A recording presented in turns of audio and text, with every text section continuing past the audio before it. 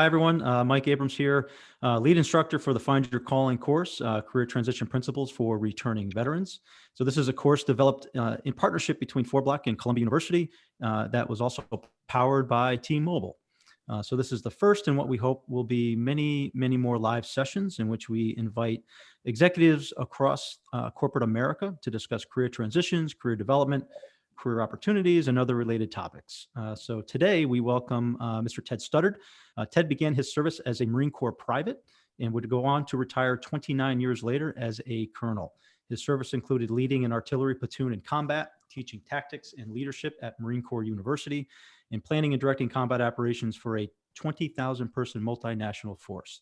He participated in international negotiations and worked on national security strategy at the Pentagon.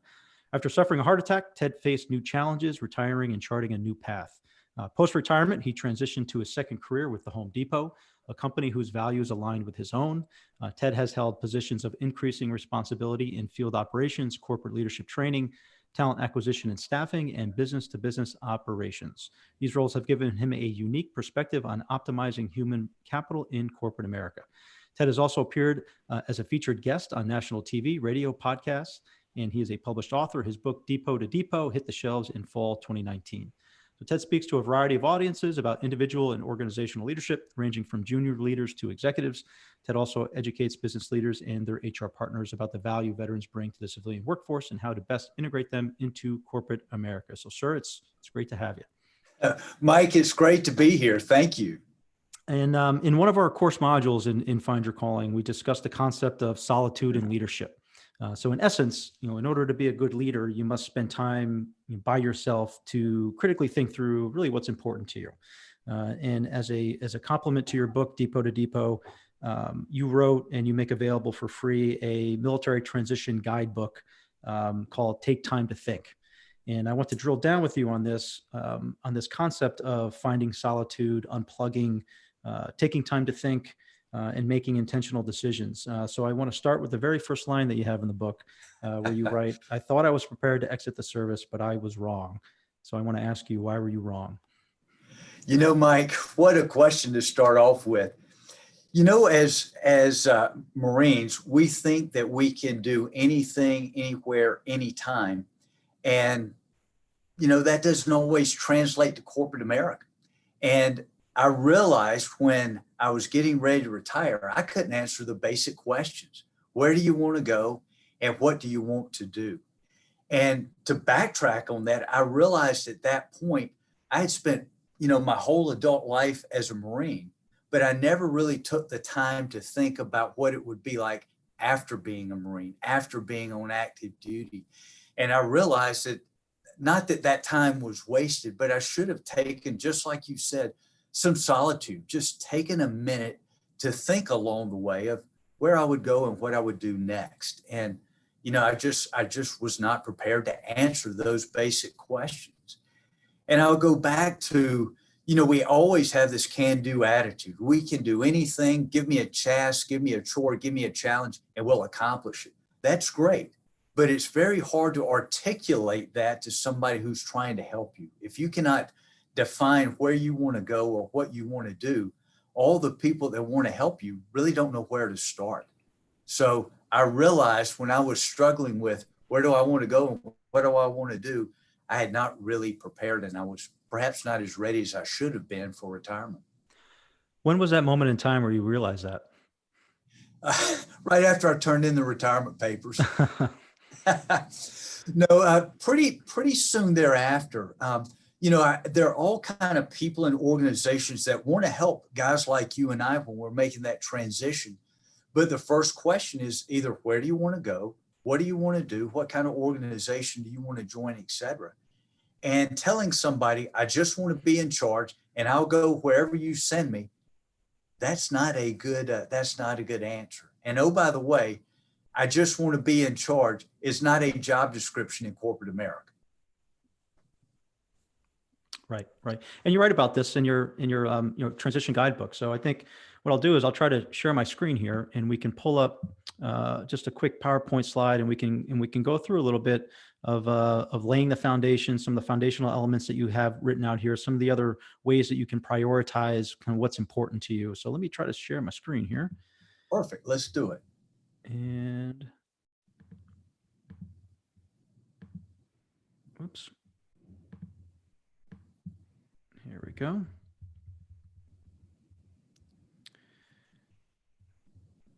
All right, so part one, the why. So let's start here. You know, go ahead, Mike. I'm sorry. I think I stepped on you there.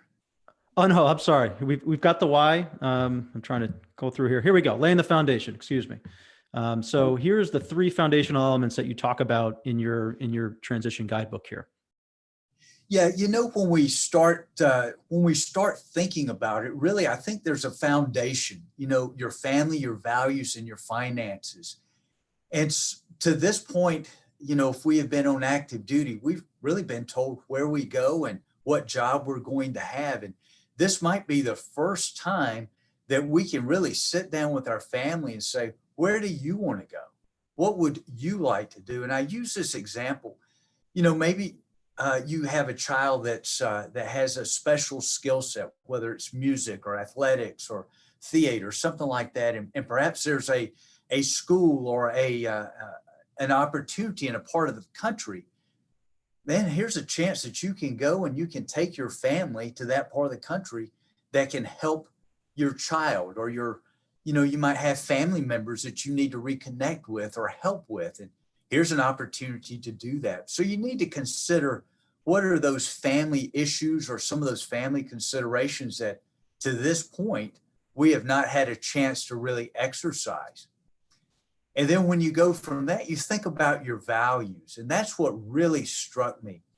When I was leaving the Marine Corps, I really didn't consider values in corporate America. And as I was doing my initial time at Home Depot, I was meeting with a mentor. I had no inclination to join Home Depot, never even considered it.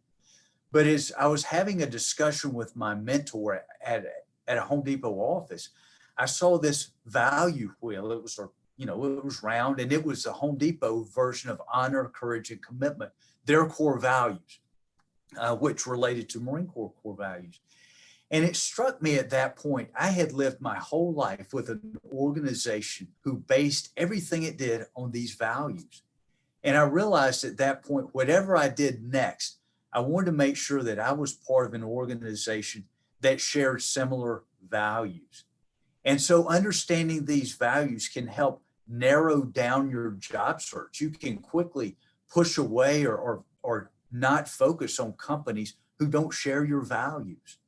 And then lastly is finances. I talk to guys all the time, and I ask them, I said, how long do you have that you can look for a job? How long can you pay the bills? How long can you cover the rent, the mortgage, car payments, et cetera?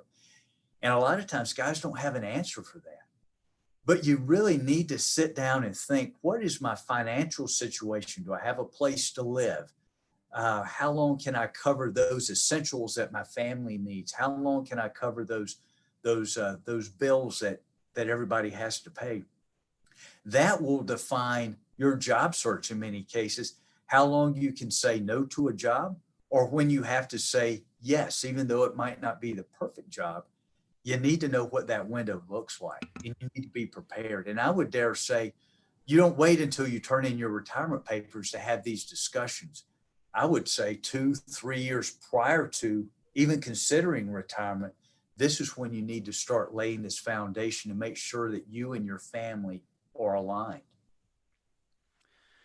What was most important to you as you retired? Was it the family considerations? Was it the values at a company? What sort of helped you narrow down your choices as you thought through this? For us, it was family. You know, being in the Marine Corps for so long, we had gone everywhere, and that was really a tough decision. We had a daughter that was on her way to college, but our son was going into high school. And like so many kids, he loved doing things outdoors. He's a whitewater kayaker. And so we realized that after having moved our daughter to 3 high schools in 3 years, that we probably needed to do something a little bit better for our son if we could. And so that was our top priority, is finding a location that we could be settled for, his high school years. So that was our number one priority. And then we started looking at other family considerations, and that drove us to Georgia. And of course, this is where Melissa and I grew up. So the concept of narrowing down, and we talk about a lot of this with a lot of veterans that we work with. You start first with sort of narrowing that search, because as you're transitioning, it's kind of the world is your oyster here. Where do you even start? So if you can prioritize kind of what's most important to you, location, so that we're focusing on this one specific location because we don't want to move, or we want our family to be here, to go to a different, go to a certain school or whatever. Once you sort of make that decision, your world kind of closes down a little bit. And then you can start to look at employment opportunities in companies within that geographic location who meet your values. And then you can start making decisions that are based more on your financial situation. So the concept of narrowing down, I think, is incredibly important, as veterans think through kind of what the next step is for them. It's huge, Mike. And just using our family as an example, we lived in 17 different homes over the time that I was in the Marine Corps, which is not unusual. People move around, and everybody who stays in for any period of time learns to make wherever you are home. And sometimes deciding where that location is and trying to narrow that down can be quite challenging for people. Right. So what are some of the other considerations that you would help veterans think through, or veterans need to think through as they go through their transition? I'll try to share my screen here for a second. Very well. I think there are really 6 major buckets that you need to look at. And as we've talked, location is one of those. You think about the company too. The role or title. Some guys are very focused on having a certain role or a certain title. Then you look at industry type or professional growth opportunities and effort and commitment. So you've got these 6 things that you can choose from. None is more important than the other. It's what is right for you. And I was talking to a guy yesterday or last night. He had 10 years deployed time between Iraq and Afghanistan, 28 years in the Navy. And he said, Ted, I'm tired. I need to spend some time with my family. And as we were talking about different jobs and different opportunities, some of these might be 80-hour-a-week jobs if you want that high-paced corporate job. But if you've been gone for 10 years, that might not be the best choice for you. So at this point, effort and commitment might be your number one choice. Maybe you want professional growth and you serve for 4 years and you just want to grow in corporate America. Maybe professional growth is your number one priority. So you start to look at companies that give you the opportunity to grow within and that you can flourish there.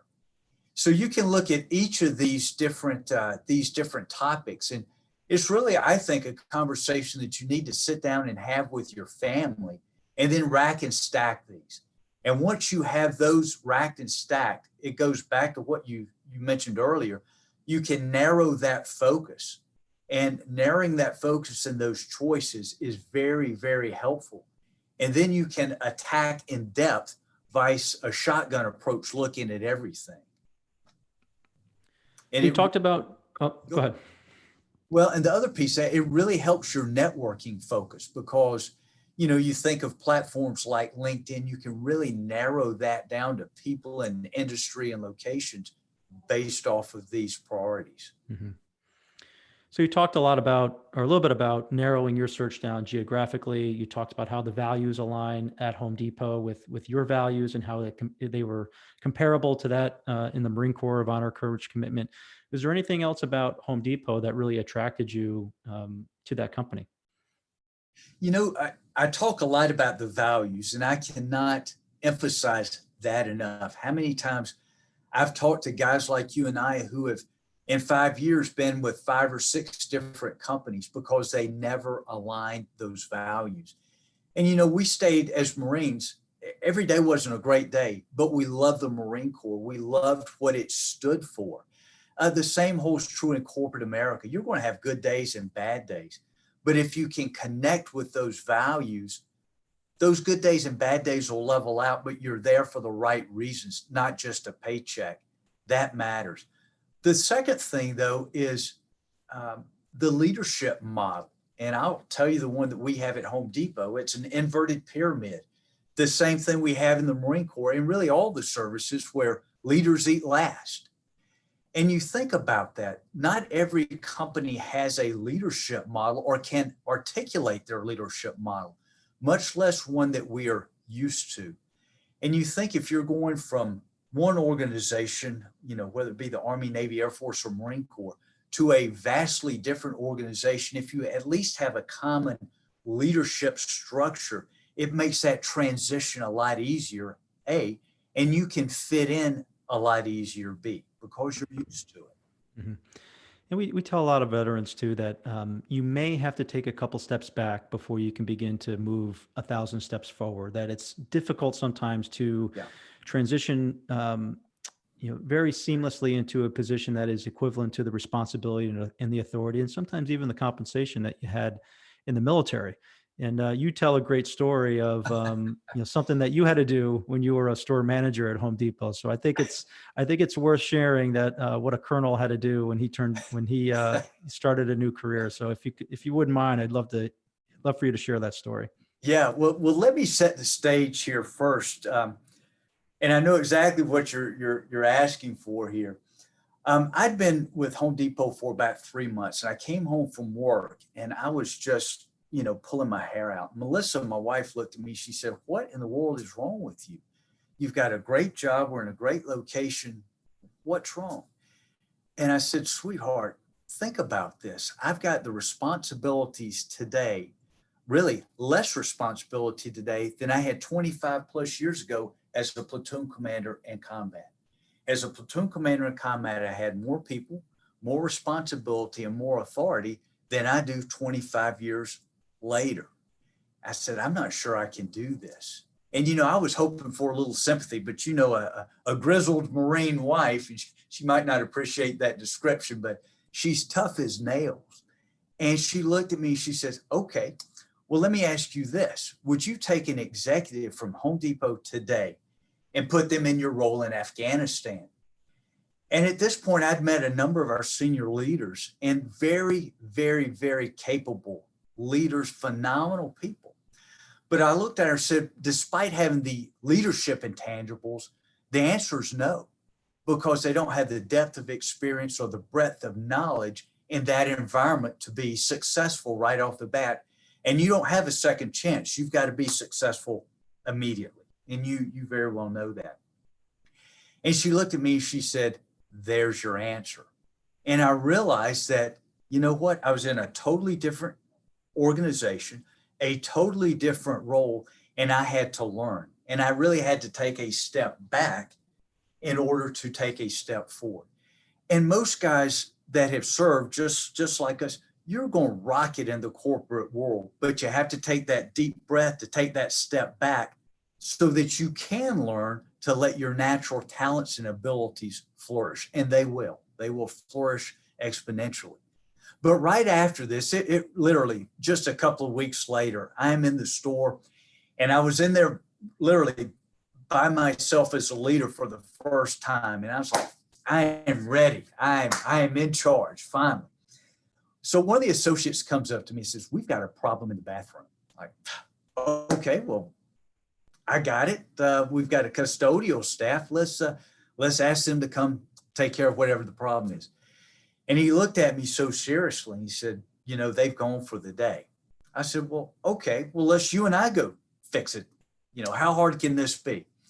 So as we step off toward the restroom, guy stops and he says, "This is not my job. It's your job." And he just quickly peels off. I'm a Marine colonel. People normally don't talk to me that way. So that kind of took me by surprise to start with. And I thought, I'm not a handyman, but certainly I can fix a toilet by myself. And off I go to the restroom. Mike, I opened that door, and the sights and the smells in there were something to behold. And I'm sure people's imaginations, whatever your imagination is doing right now, multiply it times 10. It was horrific. But there is a silver lining here. I work at Home Depot, so I can fashion a civilian mop suit. So I've got gloves on that go up to here. I look like I'm a veterinarian delivering a calf or something.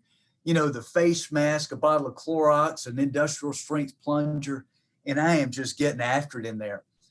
And there's another silver lining. I have the opportunity to exercise my entire Marine Corps vocabulary that I didn't think I would get to use in corporate America as I'm in there doing battle with this toilet. But, things are different, and that was my responsibility. I was in charge, and sometimes you got to step in there and just do those things and lead from the front. No different than we would have done if I was in uniform. So, right. You do have to take that step back, and sometimes taking that step back requires a degree of humility. It's funny now, but at the time, it wasn't quite so funny as it is today. But if you can take that step back, I tell you, the doors will open because of who you are and what your experiences are. These guys that are coming out of the service are so talented and are so well suited to making corporate America better. If we can just get guys to take a step back, they're going to have a runway like you would not believe. Mm-hmm. Yeah, and I think in many instances, someone who's retiring out of the military, whether you are a senior enlisted or an officer, you got a more difficult challenge in trying to fit in, because you do have to take that significant step back, and you really have to think, how far of a step back do I need to take? Yeah. What is the appropriate stepping back, and kind of fitting in there? And it's not a cookie cutter. It's not black and white. It's a very difficult thing to kind of figure out. It is. And most people don't think about that. It never entered my mind whatsoever. And I'll give you another example. We have a running joke here at home that Melissa misses my staff more than anything in the Marine Corps. So, I had a staff that had 73 people. Not that I was special, but it allowed us to do a lot of things at one time. And you have this project going on, and this project going on, and this project going on. And we move very quickly. And you don't realize that because that's the environment that we're in. Well, you get out and it's you. You don't have a staff of 73 people. You don't have that. It's you. So things that you would like to do and have 4 or 5 or 6 balls juggling in the air, that's not going to happen. Certainly not initially. It might happen later, but you're going to be in a much slower environment. And that was really an eye-opener for me. I thought things really moved quickly in corporate America, but they don't move nearly as quickly as I had imagined. And you don't have quite the level of help that you do if you're coming out of command or a leadership position. Yeah, I think the humility piece is just so important, because most people are going to have to take that step back. And if you're retiring out of the service, it's a hard pill to swallow. I mean, it's, if you're a junior enlisted, you're going back to school, it's easier to, graduate from that 4-year school and to hop into an internship or hop into that entry level position, even though you're probably a little bit older than the folks who are getting hired into those same roles. But your intangible, your soft skills, your leadership skills that you develop is going to put you on a more accelerated path. It's the same thing with junior officers as well. It's a little bit easier to step into an entry level role.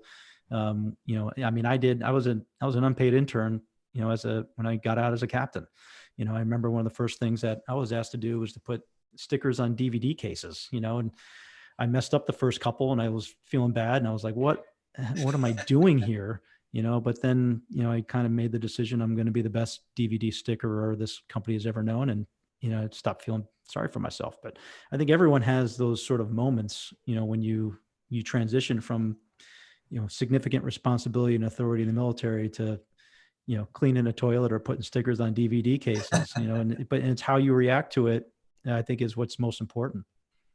You know, Mike, that's a great point. And people are looking at you to see how you react. And there is a perception that people have. Most people have never served, so they really don't understand your background. And I say this jokingly, but there's a lot of truth to it. People either think you're going to be like Forrest Gump or a crazy drill instructor, because that's what they so often see on TV or in the movies. Or, you know, I know crazy Uncle Joe who served 50 years ago, and Uncle Joe's stories have gotten bigger and bigger and bigger over time. And it's hard for people to relate. And so we really need to be very aware of the perceptions that people have, and not to play into those perceptions. And just like you said, I'm going to be the best sticker guy this company's ever had. That matters. And when people see you're willing to do that, again, those doors just open up. Right. Now, Ted, we've got a couple questions here from folks who are tuning in. So one question is, what was your strategy to translating your military skills to civilian speak?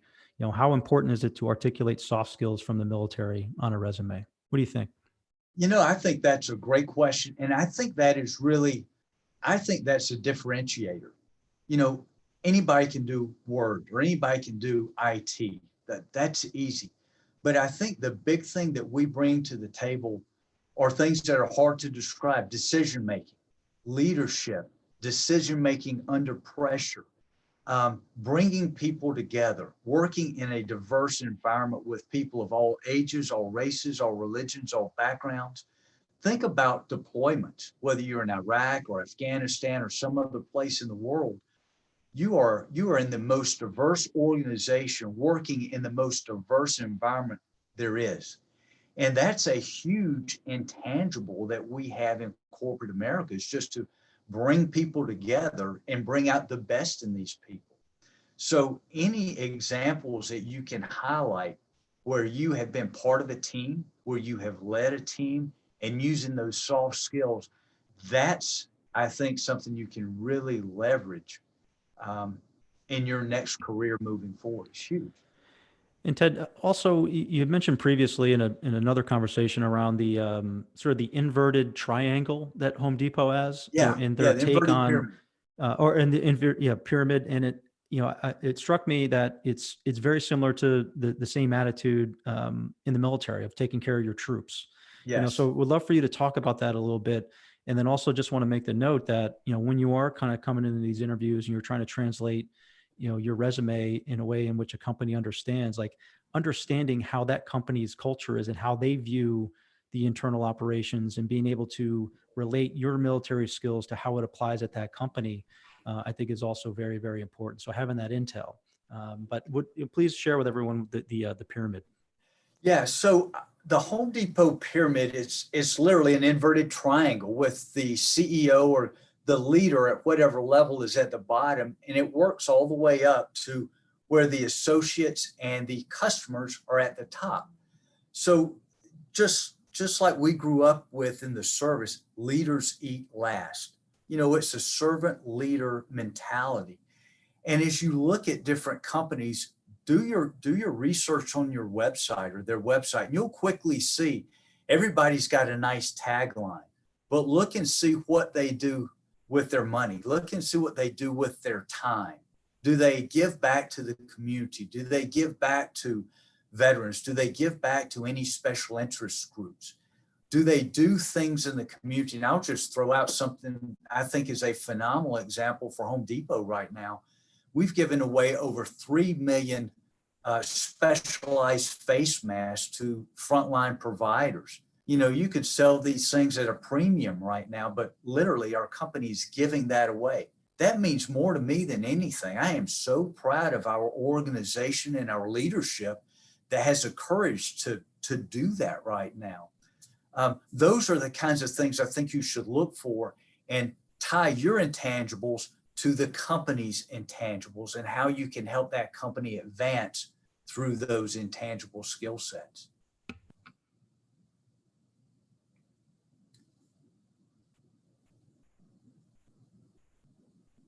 Mike, I lost your audio. Oh, sorry about that. I was on mute here. Try to minimize the background kids noise. We have another question here about how does one come off as genuine rather than robotic in an interview, or like how do you build rapport with someone that you're meeting for the first time in that sort of formal interview process? Mike, as simple as it sounds, simply smile. People expect, you to come in and sit down, left hand, left knee, right hand, right knee, and you're going to look straight ahead, and you're not going to wiggle or anything. A smile, a handshake, and just be you and just relax. It's a lot easier said than done. And when you think you're relaxing, you might not appear so relaxed to the person that's interviewing. And that's something you really need to work on. And I don't advocate slumping down in your chair or anything like that, but just be relaxed, smile, have chit chat, tell stories. And the more comfortable you are telling your stories and just sharing who you are, that helps that interview go by so much better. And people want to know you. They want to know you as a person. Forget the acronyms, forget the war stories. Think of all the funny things that have happened, just being in the service.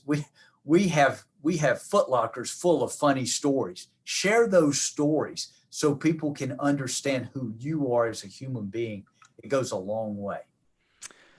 Another question: how well did military operational planning methodologies like the Marine Corps planning process align with corporate planning strategies? This is like a perfect question for you. Oh my gosh, I love you. Whoever sent that question, big hug to you.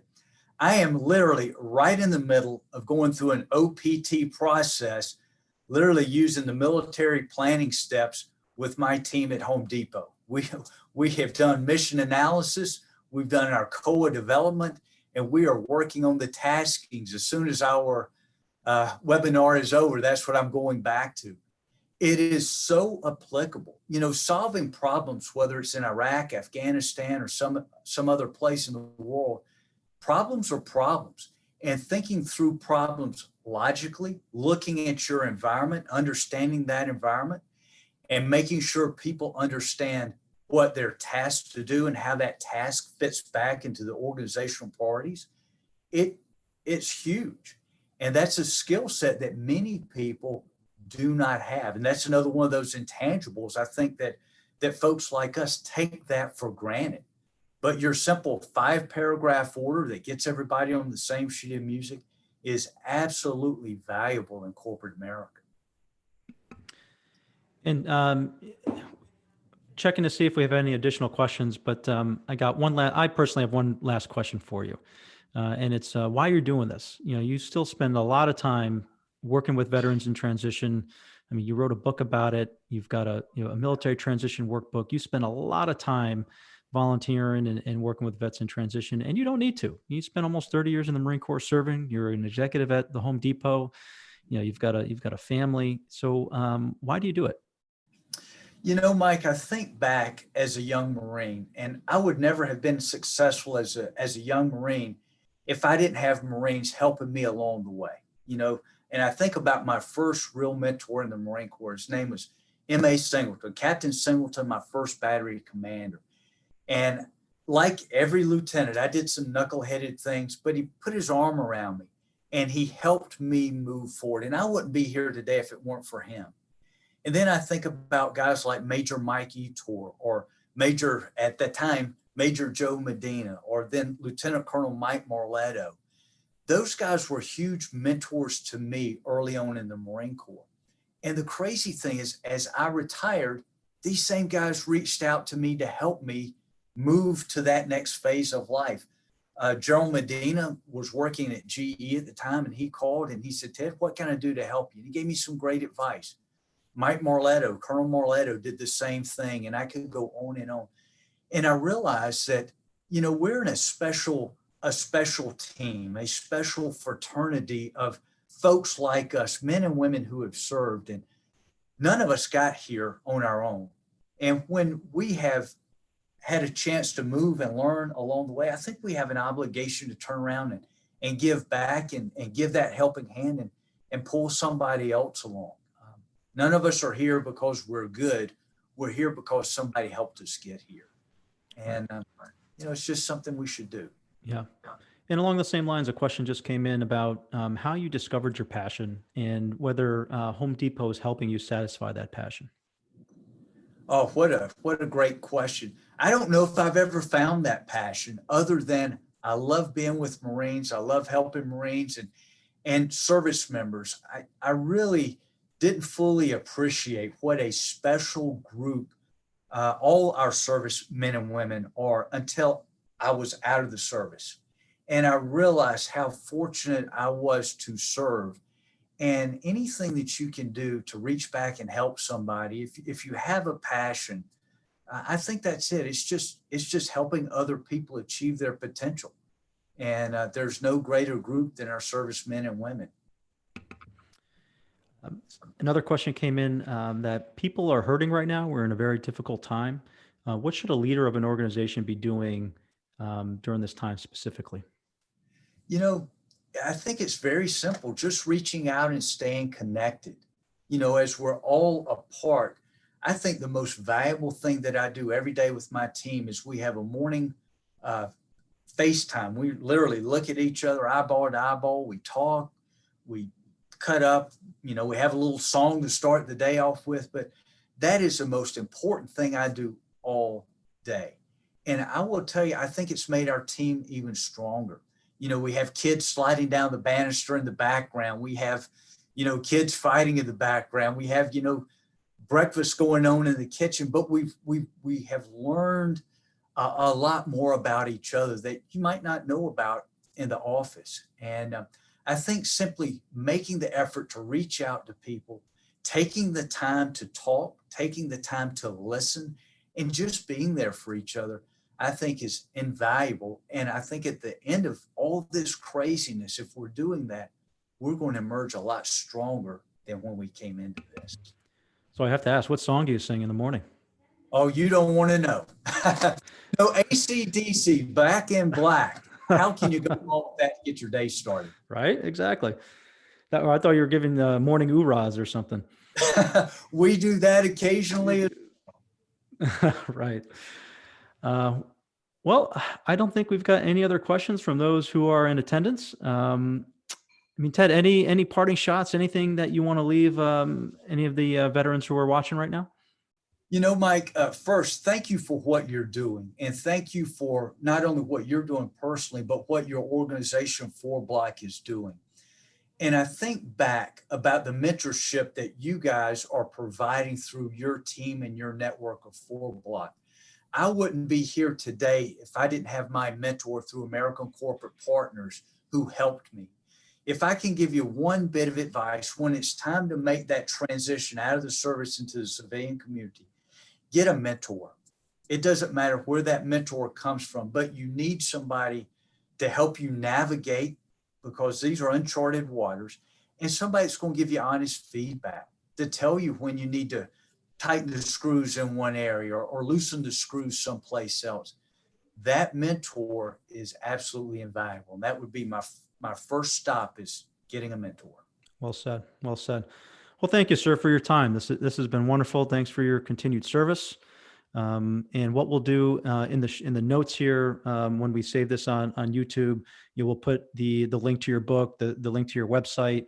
If anyone has any additional questions that or you want to get a hold of Ted, just we'll put everyone's contact information or LinkedIn on there, and we'll make sure that either folks can get in contact directly with you, Ted, or through us. We can filter and get them connected with you. Fantastic. Thanks so much. And I look forward to hearing from you. Great. And thanks everyone for joining us. Any additional questions, or if you need any employment support, don't hesitate to reach out to us, please. We're here for you. And also don't forget to enroll in our massive open online course, Find Your Calling. And we'll put the link to that course in there, as well as all of our contact information. So be well, and hopefully we'll see you again soon.